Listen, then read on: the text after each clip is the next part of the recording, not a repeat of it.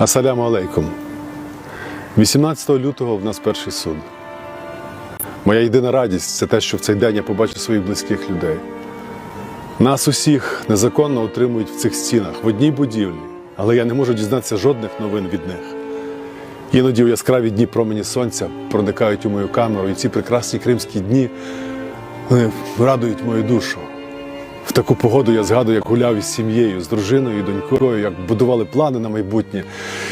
Як же хочеться знову зануритися в ті моменти і жадібно проживати спільний час разом. В такі хвилини я шкодую, як мало проводив час з сім'єю, близькими і рідними. Постійно перебував на важкій роботі.